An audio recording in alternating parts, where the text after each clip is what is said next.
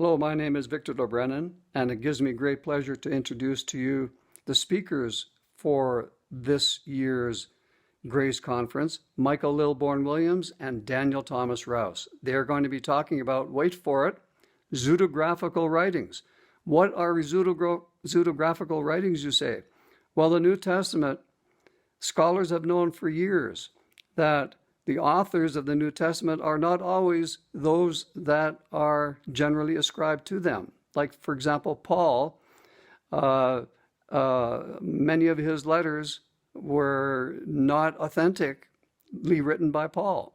They're written by others. So yes, this is what Michael and Daniel are going to be talking about here over the next 3 or 4 days. So fasten your seatbelts. We're going to learn all about pseudo-graphical. In March of this year, Daniel and Michael gave us fantastic information on the book of Revelation. Huge insights into the first 3 chapters. They came up with this idea that the first 3 chapters of the book of Revelation were not written by John. Hey, this is amazing. So we're expecting fantastic information to come forth here. And again, we're looking forward to it. Daniel and Michael, take it away. Welcome, everyone, to the Fall Calgary Conference. This is going to be a long one. At current count, Daniel and I are guesstimating about 12 sessions. So you either have a long weekend ahead of you, or you can spread this out over the coming week or even the coming months. This we have been waiting for and planning for quite some time. And we want to also welcome all of you who are watching from the year 2050. Now, I will either be 98 years old while you're watching this, or I will be out of the picture. Either way, I hope to be a happy man. We appreciate you guys watching, and the one thing we wanted you to know by addressing those of you in 2050 is we knew you would be here. You have to understand, and probably already understand, that most were doubting that your existence would be here in the year 2050 and following that. We know that there's great promise made by God himself in the Hebrew Scriptures. And that promise, which we have found recorded approximately a dozen times, that of his creation, this planet and this universe would never be destroyed. So that's what gives us confidence. So regardless of which particular end of the world concept that people have, we know we're going to survive that, and we are going to keep on going. So thank you guys for joining us. The information that we are going to be dispensing during this conference, we think may be the most important information for the year 2050 and beyond, and hopefully for the current year also and thereafter. We are going to be doing this particular conference on what is called and been labeled as the pseudo-graphical writings of the New Testament. There's a lot of things we need to learn about the New Testament. Our emphasis, of course, is on the Hebrew Scriptures. We don't have to go back and tell you what was pseudo-graphically added to the Hebrew Scriptures or taken away, because it just didn't happen. Now, we can show you in the Hebrew Scriptures where it got mistranslated, and that's really quite easy to follow. You really don't need a Greek scholar or a Hebrew scholar to do the research in this. It's always nice to have one, and we always have those on tap here at the Gospel Revolution in case we need to ask a specific question. But we emphasize the Hebrew Scriptures for a very particular reason. And you're going to hear about the reasons of that in the second session coming up, which is going to have our guest speaker, or as Daniel calls him, our ghost speaker, Don Beresford Bartlett. Boy, did he have some things to share with us that are so pertinent to what we're sharing with you. So you're going to enjoy that session. You're going to have several sessions where it's going to be Daniel and I together, or Daniel by himself, or me by myself. And of course, as I said, this session coming up after me is going to be Don Bartley. Now, don't turn this off and go run so you can hear Don. We want you to be able to absorb all of this. And a lot of what I'm saying is inspired by what Don shared just a couple of years ago at the Calgary conference in person himself. The big picture, that's what I want to do for this introduction. Why in the world are we doing this? Is there a legitimate reason for doing this? Yes, there's more than legitimate reasons. We are not the first ones to identify the term pseudo-graphical writings, nor are we the first ones to identify that there are pseudo-graphical writings. And that simply means writings that were attached to the current writings, either in part or even letters, possibly that the entire thing was pseudographically added to this. As Don is going to explain to you about the canon of the New Testament, and the word canon simply means a straight line. This is what they have arranged. It's not God's straight line. And this only took place a little over 500 years ago as this canon was arranged. And you're going to hear about how Constantine's involvement, and we've deified a lot of these people who absolutely don't deserve that. There's, even though we know from the gospel that all of us have been deified. You know, the Catholics settle for being saints. We don't settle for being saints. We have been deified by God himself.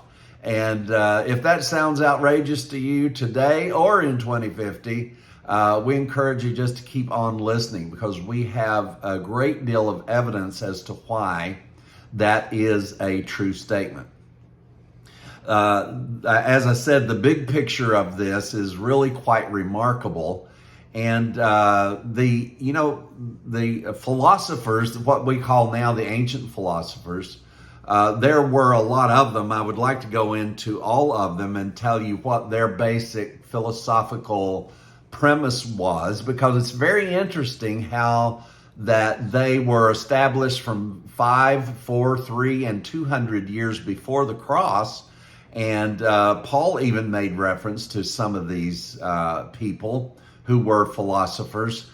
They were philosophers of thought. And it is amazing. Several years ago, as many of you know, I did some research into the philosophers, and I was just really looking forward to seeing all of that great big list of philosophers from Aristotle and Plato and Socrates and Democritus and those guys, and just see that steady line of them right straight through to Copernicus and Galileo.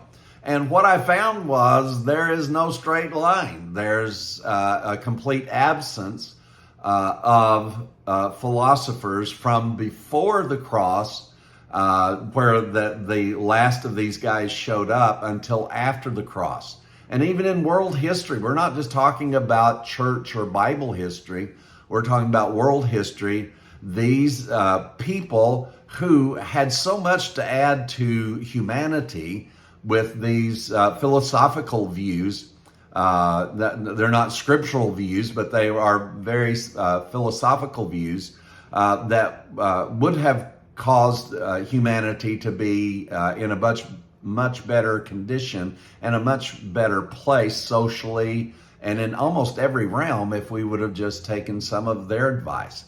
But what we found out was that after the cross, there's no more philosophers talking about anything until you get to people like Galileo, who in the 1600s, 1633, was imprisoned for his views that the sun did not revolve around the earth, that instead the earth indeed revolve around the sun. So this was against church doctrine. And it's like, but you have to understand that that people who studied these disciplines long before the cross even understood the operation of the universe even better than what the church did.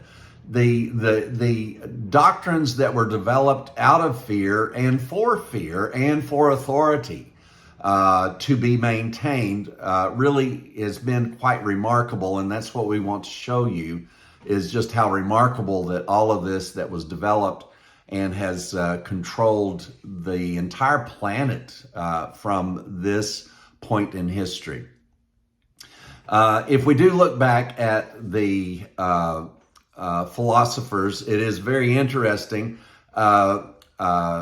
Thales of Miletus is one of those, and he died in 545 BC. And it's funny that his whole philosophy is kind of encapsulated in this one statement: know thyself. That sounds like something you'd see on YouTube, right? That sounds like a good introduction to mysticism, or even to the gospel even. Know thyself. And this man was speaking these things, and he died in 545 BC. So the reason I'm bringing this out is we're wanting to show you the devastation, first off, of the pseudo-graphicals, what they have done to the history of the planet. We hope to make that clear. We can't go into the greatest of detail about it because we'd be doing an entire conference just on the impact that the pseudo-graphical writings have had. But we do want you to understand the impact that they have had.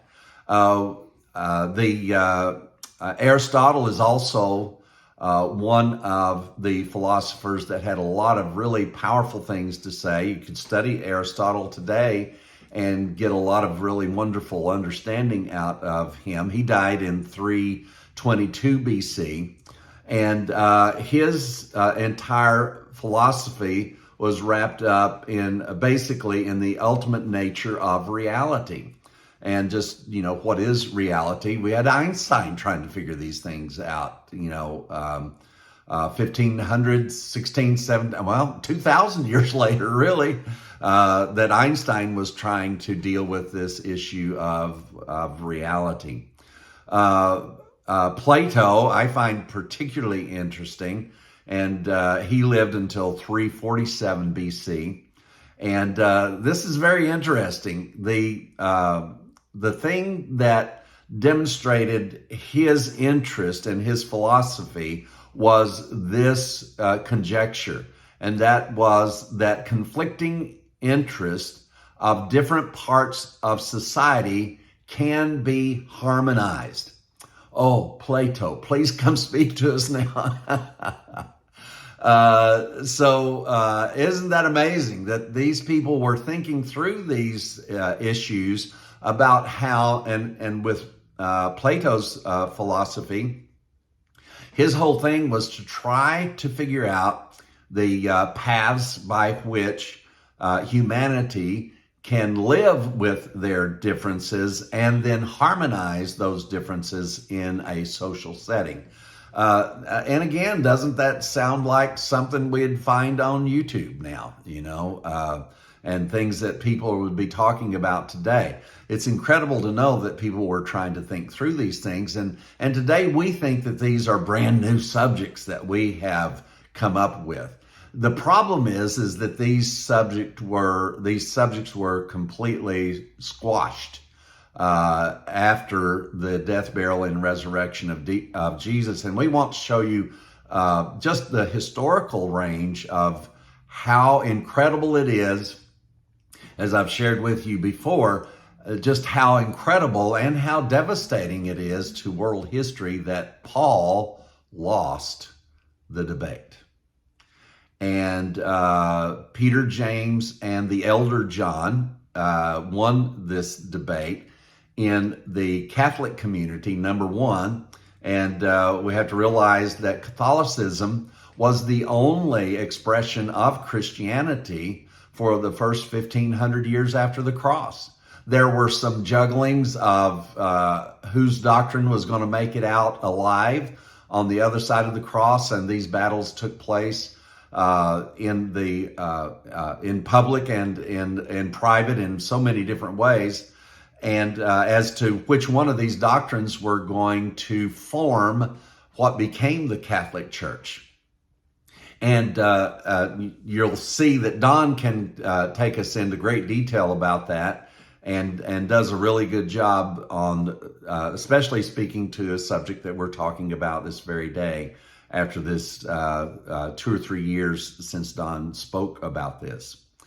And so this Plato really expressing these deep thoughts about how conflicting interests in a society could harmonize those differences. Socrates, I'm not going to take you through all of the philosophers. There's quite a few of them, but the ones that I mentioned you probably will recognize. And Socrates, of course, was the big controversial guy. He seemed to like controversy, and he lived until 399. And remember, he's the hemlock guy. He's the one that was executed by hemlock. That's a strange way to be executed. You normally think of suicide as being a hemlock way, but they had him out in public, and where they would have normally had an execution, a beheading, or whatever, he had his little cup of hemlock, and that was prepared for him, and he had to drink this in front of his whether it was his supporters or the people condemning him. And Socrates is, of course, where we get the big deal about questioning everything. That was Socrates' wonderful philosophy, that everything should be questioned. In fact, Socrates claimed to have no answers. He said, I only have questions. And there's a lot of that overtones that are in the gospel revolution. We've learned to fall in love with questions.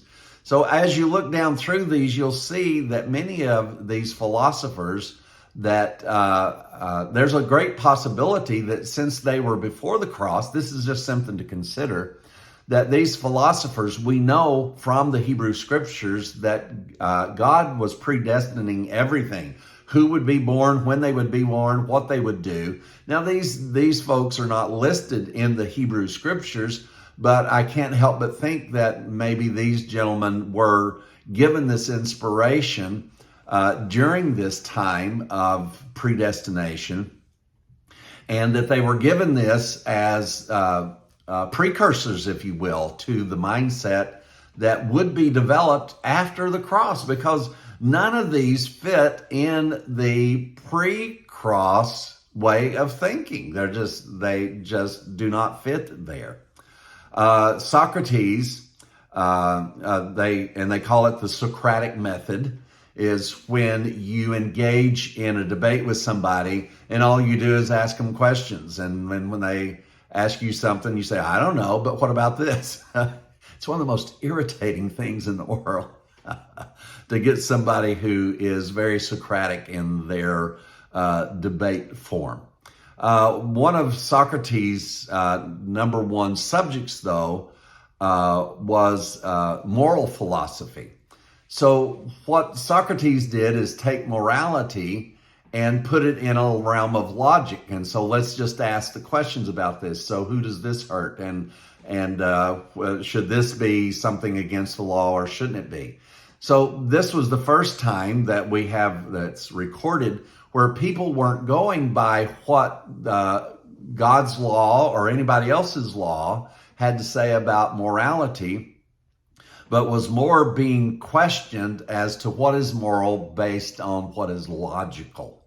That's kind of where we live today. For those of you that have gone through the gospel revolution and you've come to understand the power of the gospel and the freedom that has, since we are freed from God's law, we're not free from social law, but I think a lot of us can see where a lot of these laws that society has come up with are just ridiculous, and the attempt to control the private lives of people for many different reasons. We're not going to go on a witch hunt right now. But we know that a lot of people have a lot of reasons for getting a lot of laws passed against a lot of people and their conduct, when really it's just nobody's business. I remember reading a book. It's quite a thick one. The title of the book was Ain't Nobody's Business If I Do. You might want to look that one up. I found it very interesting. I read excerpts out of this book. I'm not one to sit down and just read a book cover to cover. To my shame, that's just not the way that I normally am able to consume what somebody has to say in something. But I did study through this book. Like I said, it is quite a large one. Ain't Nobody's Business If I Do. And he really does give a good perspective on that as to why we have laws about certain things. So Socrates was one of those. But see, this subject didn't come up by a guy who wrote a book in 1975. These issues were brought up by Socrates, who died almost 400 years before Christ was born. The last one I'm going to mention to you is incredibly interesting, and that's Democritus. And this is crazy. Democritus was a philosopher who, by peering out into the night sky and looking at matter on this planet, or seeing that the moon and the stars and the sun, declared this. Now, he declared this, and forgive me, I don't have exactly when Democritus died, but it would have been several hundred years before Christ. But his whole thing was coming to the conclusion that there are invisible particles that hold all matter together. That's an atom. We had a man several hundred years before Christ was born who was describing the function of the atom in the universe, in matter. So what I wanted to show you is that we had some great thinking going on, and things that should have been explored and things that should have gone on. And our question is, the gospel that has been taught for 2,000 years and the gospel that Paul taught, if one would have won out over the other, because I can guarantee you that Paul's gospel did not win out. Paul's gospel is the salt and pepper to legalism. It tries to make it all taste better. It tries to make the flavor of legalism a little bit better. And you'll see this show up in all of these, 46,000 denominations around the planet, is they all season their hardcore doctrines with a little bit of Paul, a little bit of grace, a little bit of God's not that angry at that many people. But we don't need a gospel that is being used as the salt and pepper of legalism. That was not what the gospel was for. In fact, it was not these other doctrines that were that won out. You say, well, Mike, if God was predestining everything, why did he not predestine then which gospel would win out? And maybe he did. Maybe you might think that that Catholicism was the way to go. That's a far stretch for just about anyone, unless you're one of the almost 1.5 billion Catholics on the earth. But even them, within themselves, they have a lot of questions about their own doctrines. And there's so many different ones. You say, well, why is there just one Catholic church and a multitude of these others? Because the Catholics never kicked anybody out. If you wanted to be a Catholic and believe a little of this and a little of that, it's like, yeah, you're still Catholic. Just keep sending the tithes in. So the Catholics never kicked anybody out. As long as you gave allegiance to Rome and to the Pope, then what you actually technically taught and or believed or practiced was very flexible because they had a very good working machine to keep Catholicism as probably the major religion around the world as far as people who are part of that. You'll have to go look up those numbers for yourself. I don't care one way or the other. There's a lot, right? So what we're looking at is, did God have any predestination over what was going to happen after the cross, after the death, burial, and resurrection of Christ? That's where we have derived from the Hebrew Scriptures that all of the predestination was up into and through the death, burial, and resurrection, and that there was no predestination or God planned out thing after the resurrection. Now, where do we put these people? I really don't know. I don't know that they were inspired by God to be philosophers. I don't know if these were precursors to some of the truth that we now find in the gospel. But I can tell you that these guys kind of got put away. And then we have so many years then from these guys before the cross, and we don't see any philosophers, not any of any real note. I'm not telling you there were none, but I can tell you what happened to them because we saw what was happening to them with people like Galileo. Galileo just barely got away with his life, and that was as late as 1633. And simply because he disagreed with Catholic doctrine that the sun does not revolve around the earth. He did not agree with that. He tried to show him why. But, when it comes to your beliefs, facts mean nothing. I want you to pay very close attention to that statement. When it comes to beliefs, facts mean nothing. Now, if you talk with somebody who thinks that these are the facts and they have those facts, you can talk to that person and you can reason with them and see if what you have to say might harmonize with what they're saying or fill in some of the gaps or challenge altogether what they're saying, or you yourself might be challenged to change your mind. Beliefs don't change their minds. Now, we're not trying to disparage anyone on these, but we have to use these examples. It's like the example that I use about Kenneth Hagin and him, not only he, but all of the people around him extolling him greatly because he hadn't changed his mind in 50 years of teaching. Now, when I first heard that, I was mortified when I heard that. I knew there was something wrong because I had read Proverbs. Remember, I used to be the Bible memorization guy. And so all these verses would pop back up with me. And I remembered somewhere in Proverbs it's saying only a fool doesn't change his mind. And I don't know exactly how it says that, but that's what the proverb is conveying. And so it bothered me when I heard that about Kenneth Hagin because he was one of my mentors at the time in the Word of Faith movement. But why did he never change his mind? Because what he had was not based in fact, it was based in beliefs.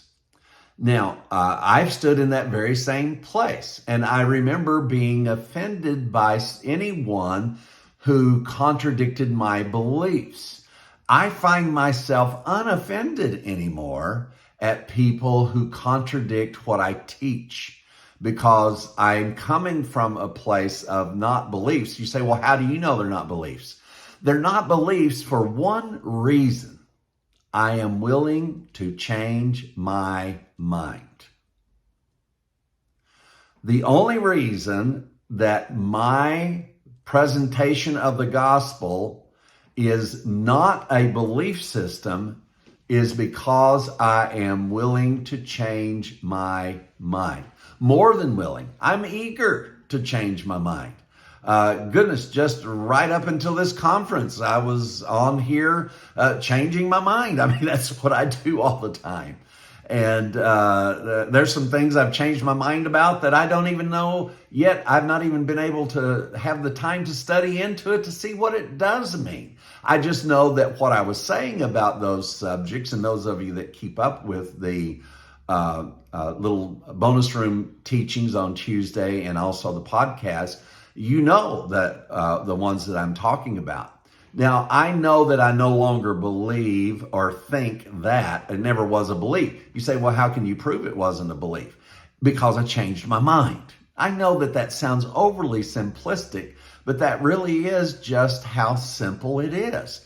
Are you following a belief, or are you following what you're convinced is the truth based on something that you see as factual? Now, it could be that what you're basing it on is not actually factual. But again, if you are not trapped in a belief, you're going to be overjoyed to have even those facts challenged as to whether or not they are based in truth.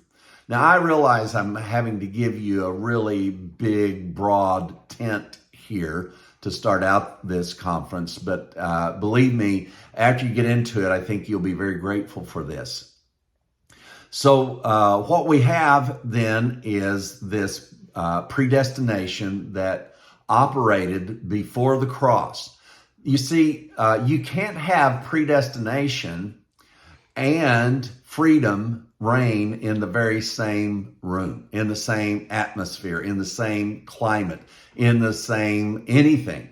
If it's predestined, it is there nothing. Do you realize how many things, if one thing is predestined, everything has to be controlled? Because if it's not, most anything could take that predestined thing and knock it off of its axis. So everything had to be predestined. And then when freedom came, freedom came. Freedom means freedom. Freedom means to be exempt from all law. It actually means to be exempt from predestination, if you will. That there is no plan. I remember talking to you guys there in Canada in that little side room, and we were following up from the conference, and I made this audacious statement, as I've been known to do, and I started out the session by telling you I have some very important news for you, and please listen to what I'm about to say. And that's when I made the statement: God has no plan for your life. And I remember this has been quite a few years ago, probably 7, 8, 9 years ago. And I remember the I mean, it was, nobody really knew whether to take me seriously, or they thought a joke was coming, or what. And that was for those of us who had been studying the gospel together for quite some time. And I want you to think now, for those of you that went through that session, what a wonderful state of being that is, to know that God has no plan for your life. The realm of chance and possibilities is greater than any miracle intervening in your life that you will ever experience. Because if you have a miracle, folks, I've watched it, people that say a miracle took place, and they wait the rest of their life and base the rest of their life on the conditions that were there at the time that, quote, the miracle took place. And they, from there on, are questioning the will of God for their life, what they're doing. Are they praying enough? Are they giving enough? Are they in arguments with their wife? Or, are they finding their perfect call from God? You see, if one thing becomes a miracle, all of life becomes questionable. If one thing in your life is a miracle, everything in life becomes questionable by default. Because who doesn't want miracles to take place? And if you perceive that a miracle took place, then you are trapped. I've said this before, and I'll say it many times yet to come. The most devastating thing about prayer is not that it goes unanswered. The most devastating thing about prayer is that you perceive that it was answered. That's the most devastating thing about prayer on this side of the cross. That's the most devastating thing about miracles, is not whether or not they do happen. The most devastating thing about miracles is that you perceive that you experienced one. Now, I know, and for you guys listening in 2050, you probably are being confronted by this very same debate. I know Benny Hinn is no longer performing miracles for everybody because even he's gone now. I know that most of the people that I know of who've ever done this, goodness, I've gone through a generation of people who all said that they were going to be alive when Jesus came back. And I've watched them die one by one all the way through. And I want you to know that in 2050, Jesus has not come back. And if you are living in 2350, Jesus has not returned. You say, Mike, where do you get this stuff from? Let's call it facts and experience. Now, so what do we do? I'm telling you, when you realize that the life that you have, that you live now by the faith of the Son of God, you say, well, you mean faith has nothing to do with it? No, faith has everything to do with it. But the issue is, whose faith does this have to do with? And what did that faith do? What did that faith accomplish? That faith accomplished righteousness for the whole world and the fulfillment of all scripture, the fulfillment of all law, the end of all predestination, and a freedom that, if perceived and lived out, could change this world into what the prophets said in Malachi, and also Isaiah stated that the end result of the mindset of the gospel would be, and they shall learn war no more. In 2050, have you guys realized this yet? I doubt very seriously that you have. But that's what this is all designed for. You see, we are very convinced that the Hebrew scriptures were and are correct about what the truth is. We know that the New Testament is filled with truth, but we also know that it is filled with untruth. We know that it's filled with debate. And it's not us saying it's filled with debate. It's the debaters in the New Testament that said they disagreed with one another. It's not us that have created that debate. The debate was stated by the very writers of the New Testament. And that's confirmed by even what we would say was pseudo-graphical, that even there they brought out the differences between Paul and Apollos and the other writers of the New Testament. So again, as we look at this, we're looking to see, is there a possibility that a new mindset can be developed from this point that would change the world? Now, I want to show you something. I don't want to be too intrusive, but we will be showing more pictures of this. I ordered this several weeks back because I was studying genealogy. And the chart in this is very helpful in doing that. I'm not going to go into my genealogy, but I do want to show you this chart that I ordered. And this is going to be maybe a little bit disruptive, but Daniel's faithfully sitting here waiting to help me.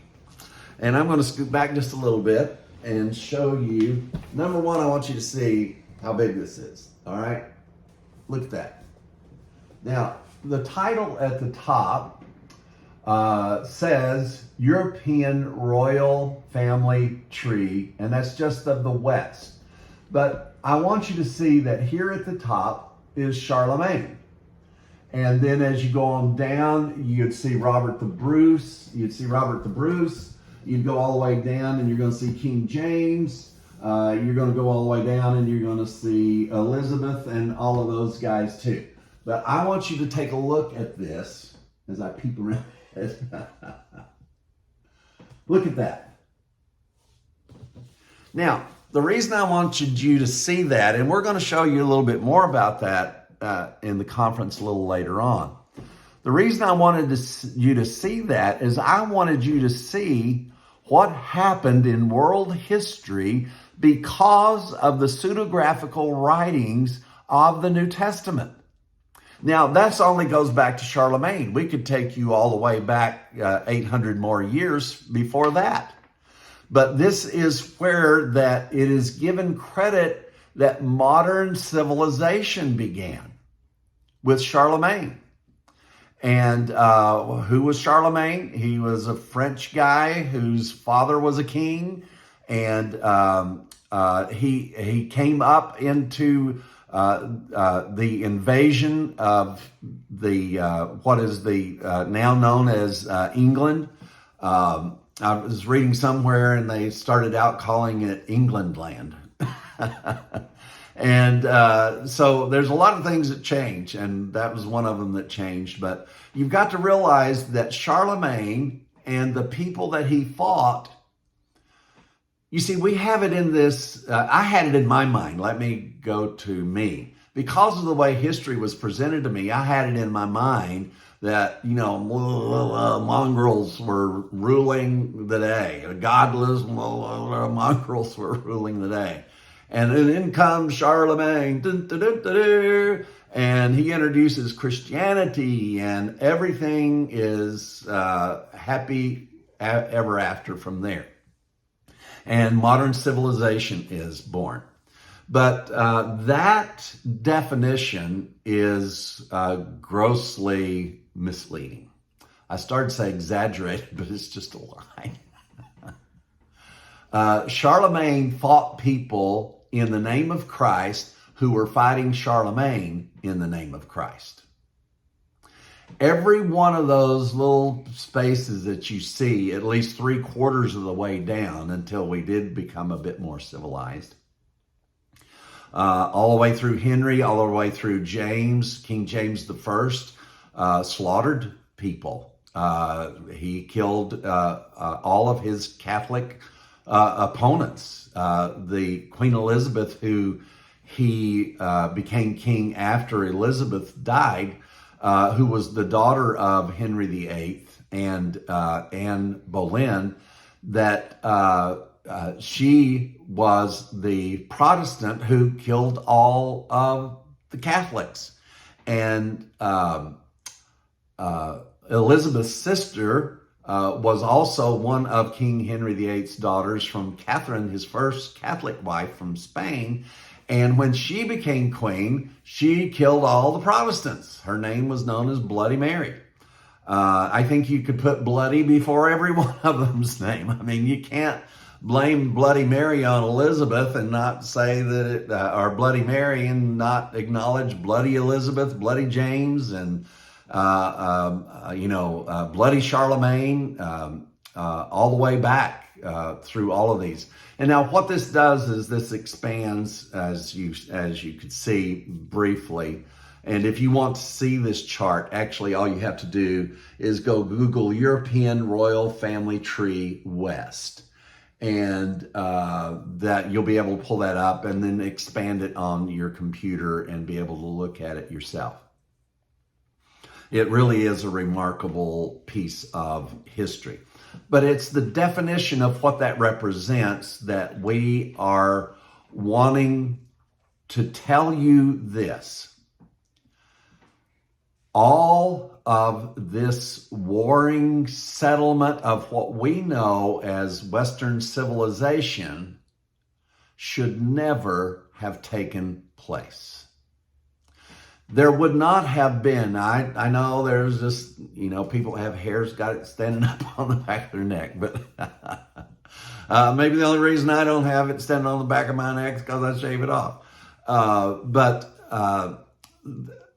You've got to realize that all of these people fought in the name of God. Go on to Netflix, go on to Prime Video, go on to YouTube videos and look up any of these medieval kings. There's plenty on there about many of them, and just listen for a little while.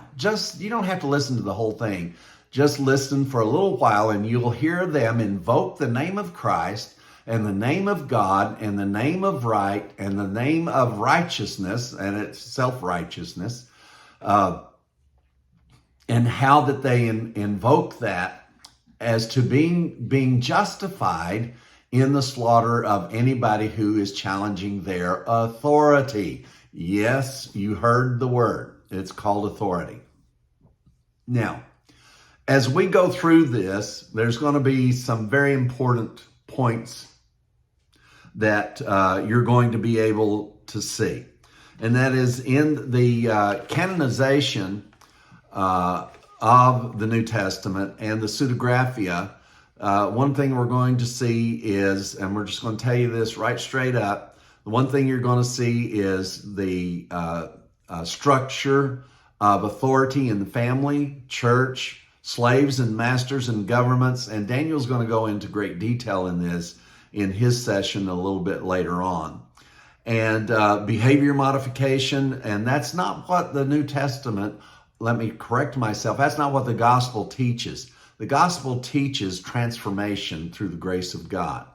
The gospel teaches that the law is finished.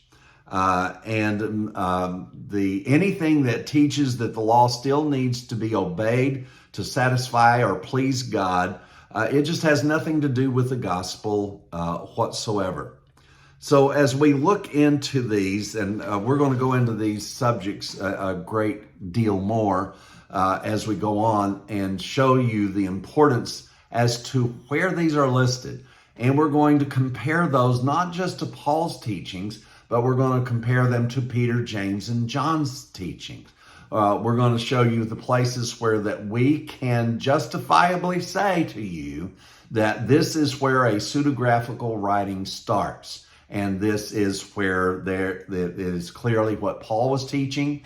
And we lay this out based on the Greek, based on the structure of what's said, based on the subject matter, and how that in some cases, just as in Ephesians 1, 2, and 3, which are some of the most powerful understanding that you'll ever get about predestination that ended at the cross, and then have chapter 3, 4, and 5 to completely dismantle that notion. It's very clear, and we're going to show you that is clear, that the statement that I just made to you is a very real and living statement.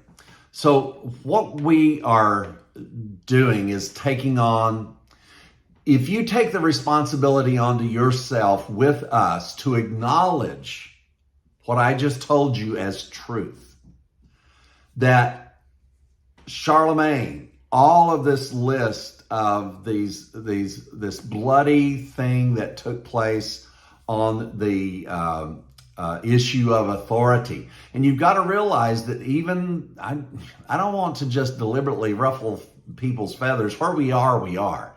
And I'm very proud of my country. I've got, I can't think of a war that one of my uncles or grandfathers did not fight in.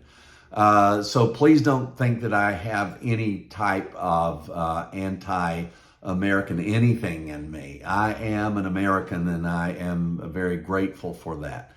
Doesn't mean we've done everything right. You've got to realize that mentality of authority and God being on our side was brought to this country and justified the annihilation of the native tribes. And you mean, Mike, you're telling us that was emphatically, definitely wrong and shouldn't happen? Yes, I'm telling you that was emphatically, definitely wrong, horrible, tragic, and should never have happened. Well, what should have happened? I don't know. I'm not that bright. But please don't be so foolish as to think that there was some justification in this. Yes, but America, and we became and what we are now. Please don't fall into the false logic that the ends always justify the means. That's a very flawed logic. There can be incredible things that come out of some very bad decisions. That does not mean that you have to go back and figure out how that this was God's will because of the way things turned out. This is what you call parallelization of logic. You must be able to see and accept something good coming out of something tragic, and being able to say we accept the good, but we do not accept that the tragic was acceptable or justifiable. You do have the space in your brain to think on both of those tracks. I promise you do. And to be able to say this was wrong, there was some good things that resulted, but it does not make those acts justifiable. We've carried this out. I could go through more history with you, how that we have set aside certain groups of people in the justification of religion, the justification of Christianity, that God's on our side and not on yours. So, will you with me take the responsibility of what you are learning? Take this, because that's what we think that the gospel produces. It's not obedience, it's responsibility that the gospel produces. And people who know their freedom and take the responsibility for that freedom, they have the power to do something about these things.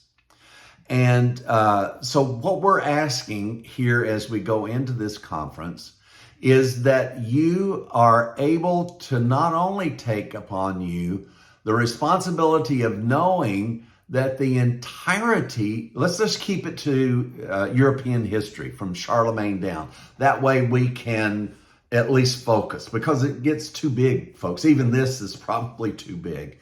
But the fact that I can show it to you on a chart helps me to think that we can at least conceptualize this.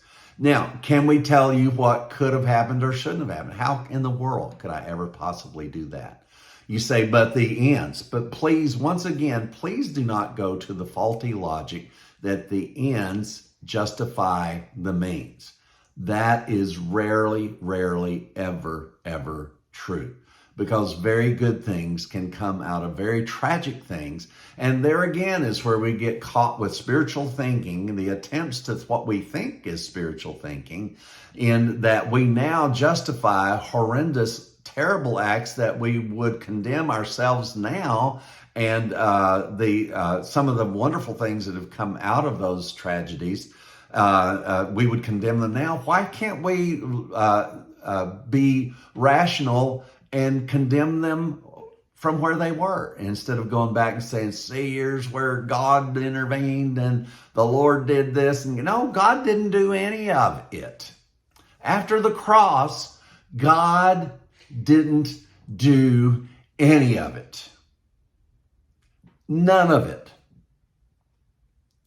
And we can, with pretty decisive authority, on great authority, tell you that all that we now know did not come from good stuff. There's good stuff got through, but it shows you how little good and how little gospel thinking can transform a society into a more civil society.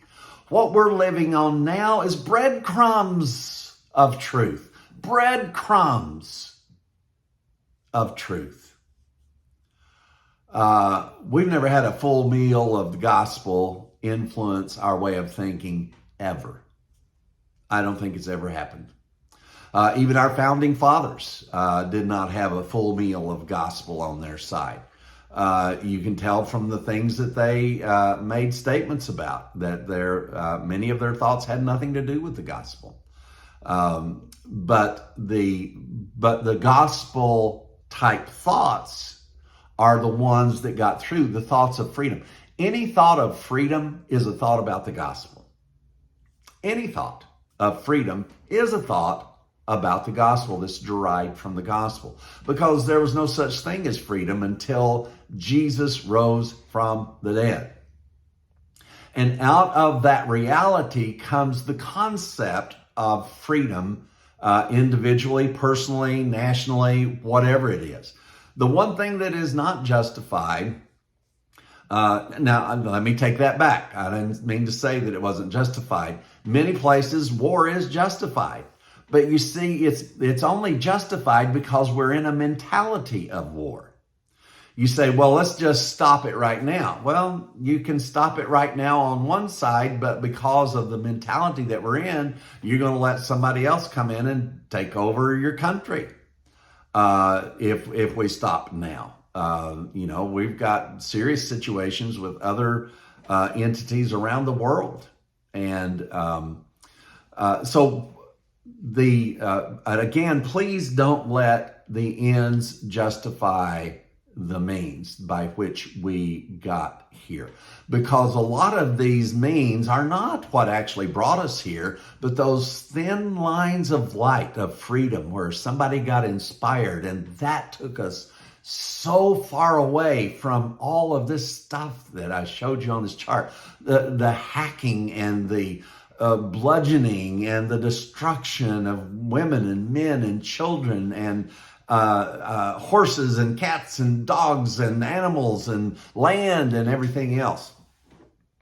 When those things happen and are justified by Christ, let me assure you they are justified by lives.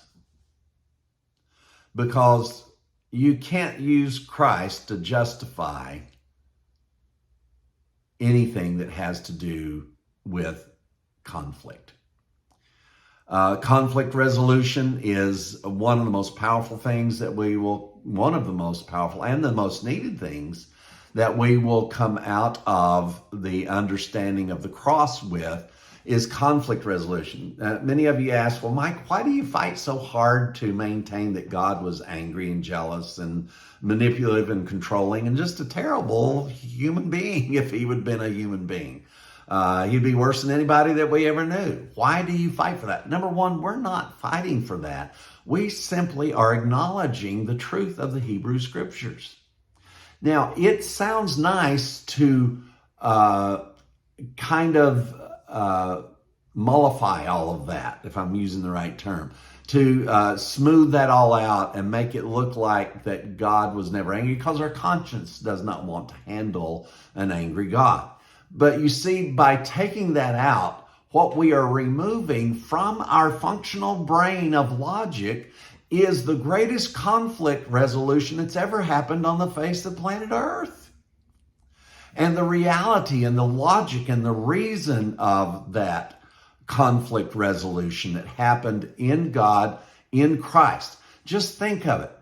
The things that we were teaching last month on this. The term reconciliation in those verses in Romans.